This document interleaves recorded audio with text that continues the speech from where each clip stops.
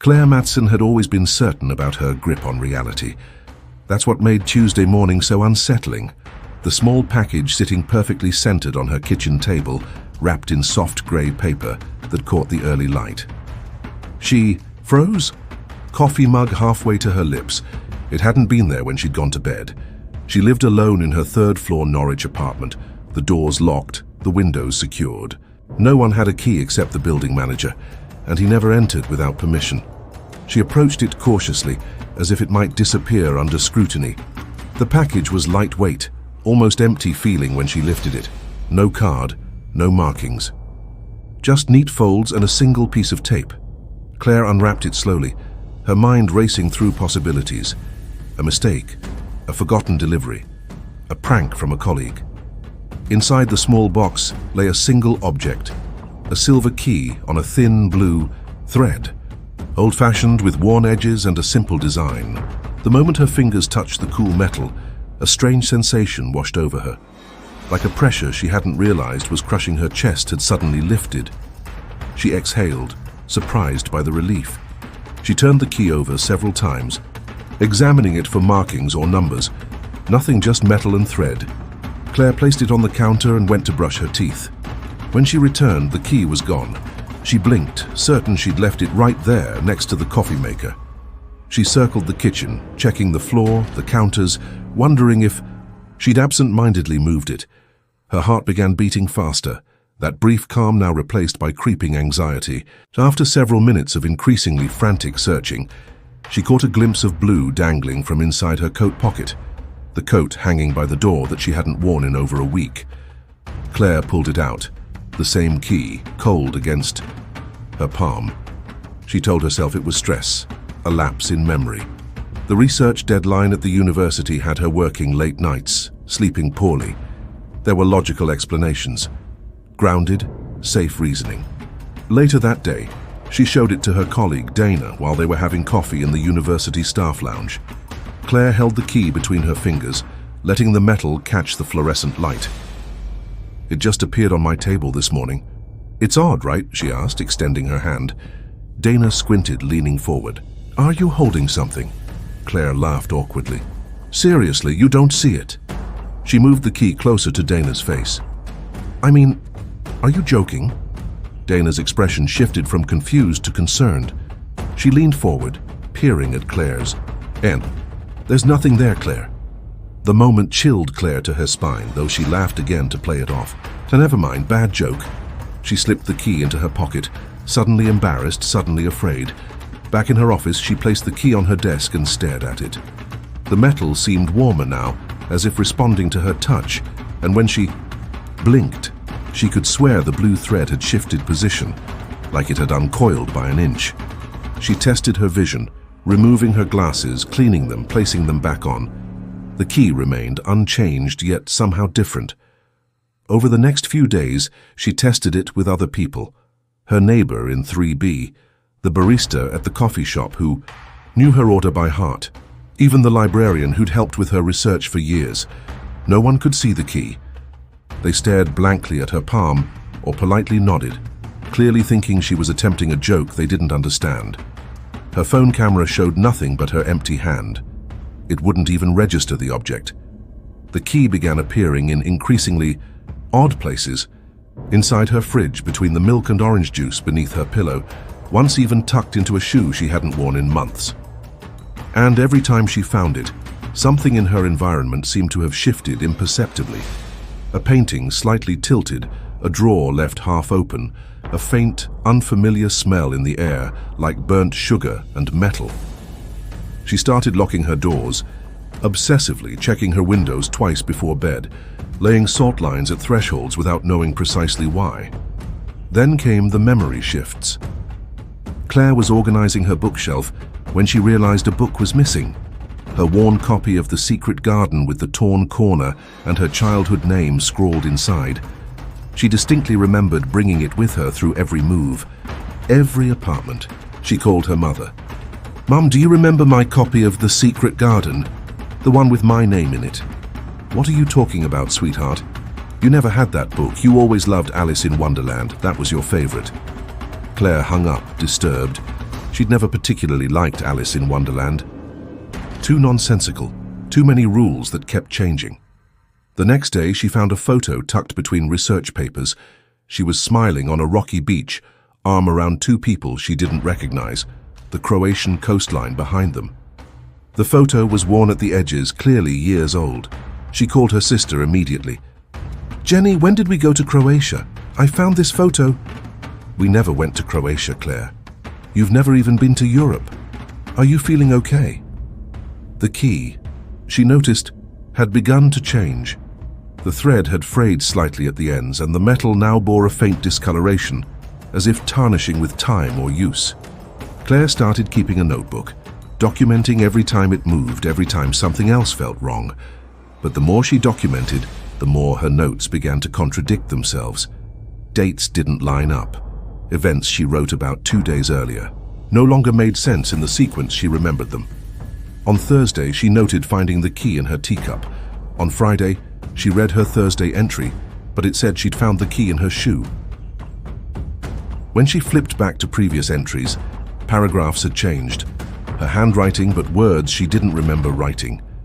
Claire began taking photos of her journal pages, but even the digital copies would mysteriously update to match the altered entries. She visited a neurologist, an MRI, full cognitive testing, nothing abnormal. Stress, they said again. Sleep deprivation. They offered medication, which she declined.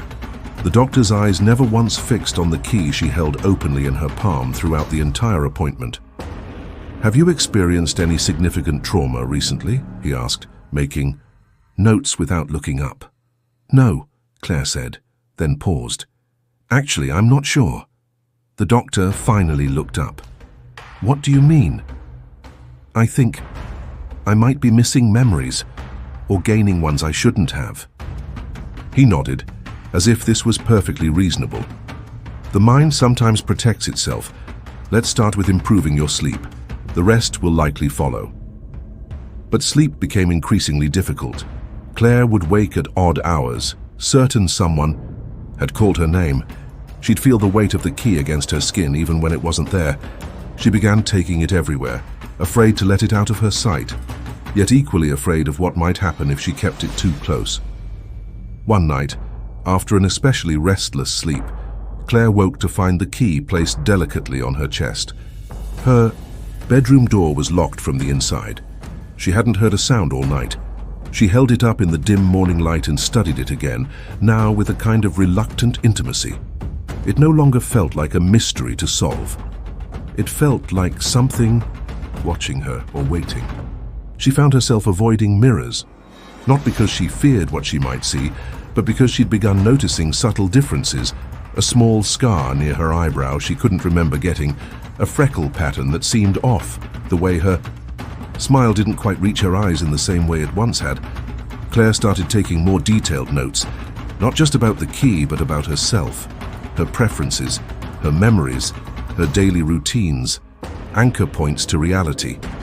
If her mind was slipping, she wanted documentation of who she had been. She wrote down childhood memories, relationships, the layout of her childhood home, the names of her elementary school teachers. When she reviewed these notes a week later, she found inconsistencies. Her favorite color had always been blue, not green. Her first pet was a cat named Marmalade, not a dog named Scout. Her childhood bedroom had yellow curtains, not the white ones she'd described in detail. Each change was minor, but collectively they formed a pattern that terrified her. She wasn't just forgetting, she was remembering things that had never happened, or perhaps had happened, but differently. On impulse one evening, she pressed the key into the lock of her hallway closet, one of the only locks in the apartment it could possibly fit. It slid in perfectly, like it had been made for this door specifically. She hesitated, hand on the knob, then turned it. Inside, coats, shoes, old boxes, everything as expected. And yet, something was different. A burgundy wool coat she didn't recognize hung next to her rain jacket. The smell was wrong, a faint scent of cologne she'd never worn. On the floor sat a set of keys labeled Claire's car, but she didn't own a car. Never had. Public transport and occasional rentals had always been enough. She reached for the coat, examining it. Women's size 8, her size. The pockets held a receipt from a restaurant she'd never visited, dated 3 months ago. 2 movie ticket, stubs for a film she had no memory of seeing. When she closed the door, she found the key gone from the lock, back in her hand. She stared at it, no longer surprised by its movements. That evening, Dana stopped by unannounced, knocking loudly. Claire opened the door to find her colleague looking worried. "You haven't replied to any messages," Dana said, stepping inside uninvited. "You missed the faculty meeting and you never called in sick. Is everything okay? We've all been worried." Claire gestured toward the coffee table where she had placed the key minutes earlier. "I think something's happening. Do you still not see it?" Dana stared at the table, then at Claire. "See what?" Claire didn't respond. She just stared at the object in front of her. It was no longer a key, or maybe it never had been. What lay on the table now was a photograph, the same Croatian beach scene she'd found before, but altered. Now she was alone in the image, the 2 unknown people erased, leaving awkward empty space where her arm curved around nothing. "Claire?" Dana's voice sounded distant. "I think you should come stay with me for a few days. You don't look well." "I'm fine," Claire said automatically. She couldn't take her eyes off the photograph.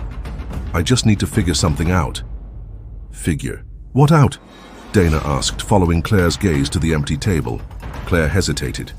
"Have we always been friends, Dana?" Dana laughed nervously. "What kind of question is that?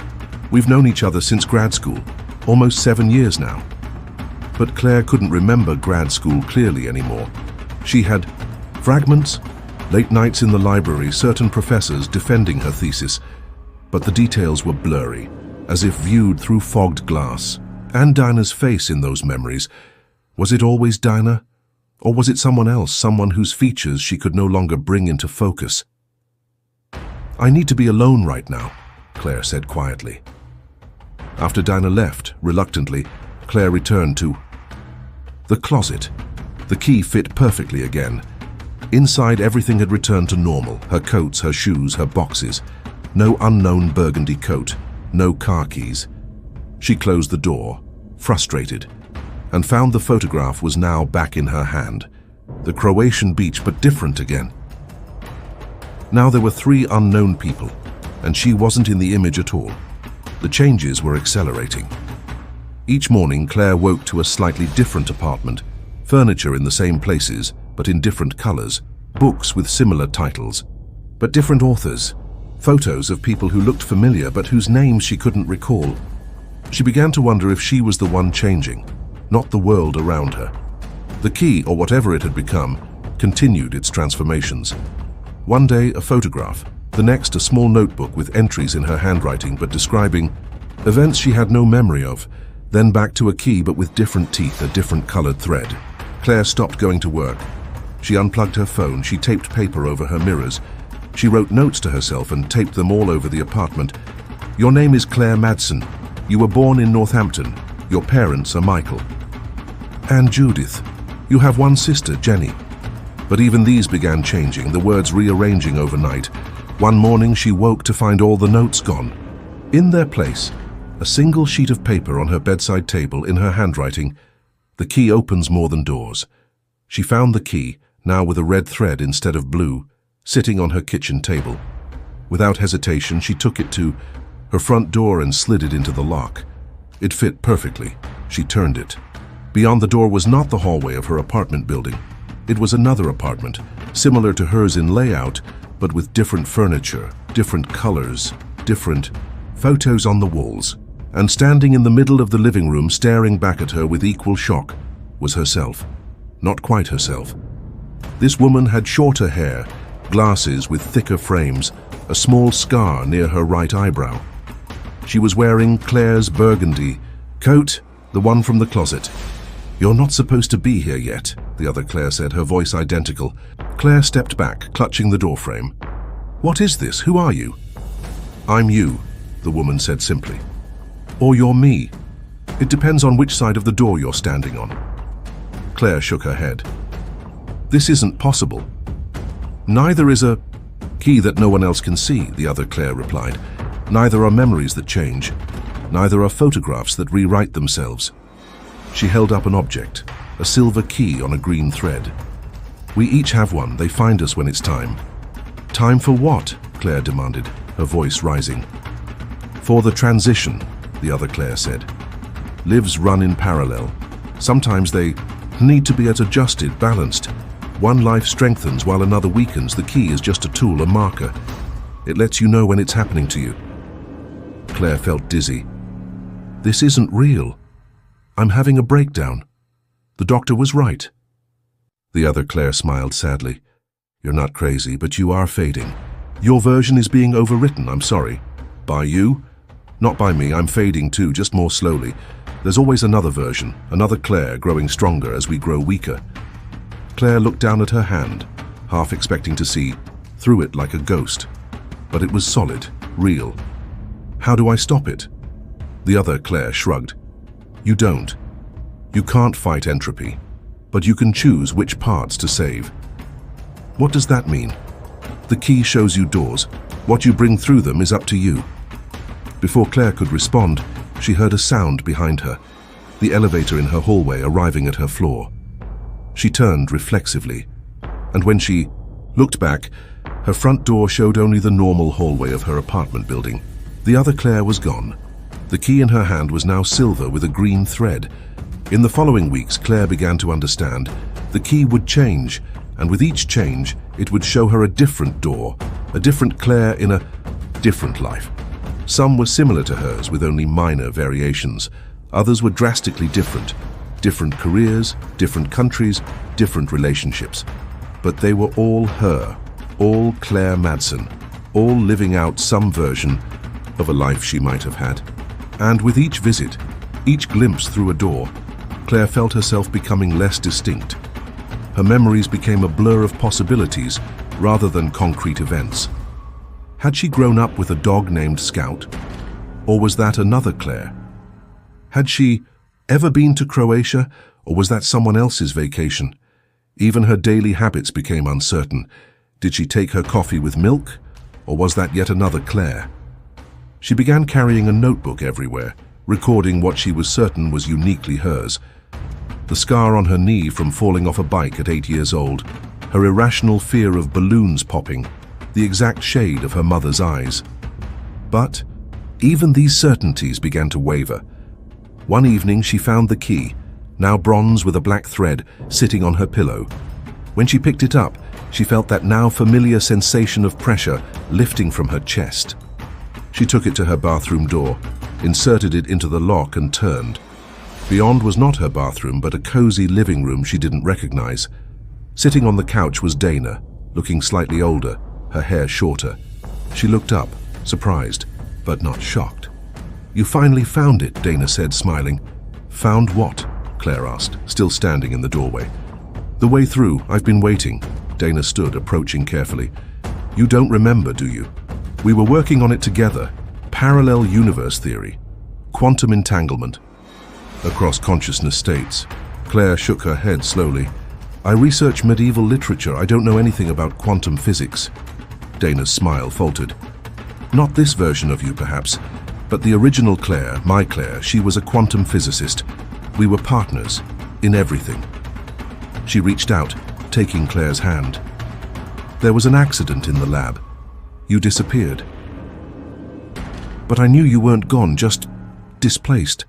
I've been sending out keys trying to find you. Claire pulled her hand away.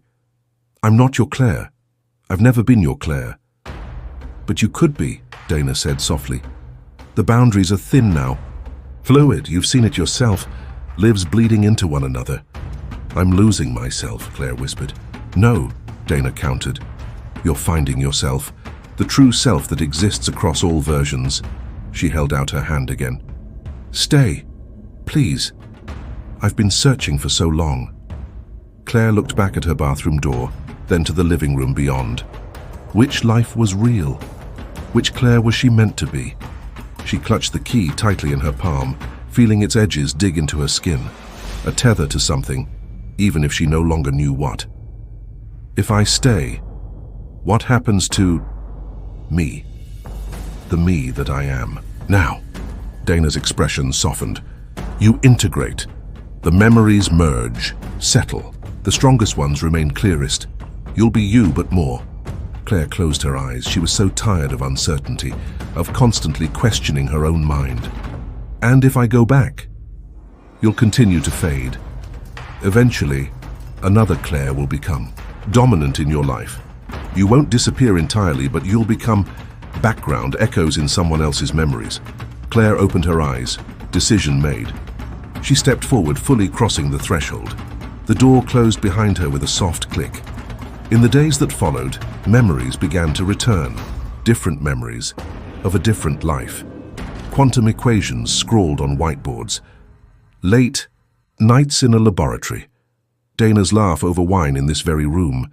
They mingled with her other memories, books and manuscripts, lecture halls, quiet evenings alone, creating something new, something both foreign and intimately familiar. The key remained, changing less frequently now. Sometimes she would use it, glimpsing other Claires in other lives. Some seemed happy, others lost. She wondered if they could sense her watching, if they felt that momentary lift of pressure when she observed them. She never interfered, never crossed those thresholds again. She had made her choice. One morning she found the key on the breakfast table, silver again with a blue thread, full circle. She picked it up one last time, feeling its weight in her palm. Then she placed it in a small box, wrapped it in soft grey paper, and wrote an address on it, her old address in Norwich, where another Claire was just beginning to question her own reality. If this story held you until now, take a moment to like and subscribe. The next door might be waiting for you right now. And there's more, waiting just beside this one. Perhaps it explains what was missing here. Perhaps it makes everything worse. You listened, but not everything was told.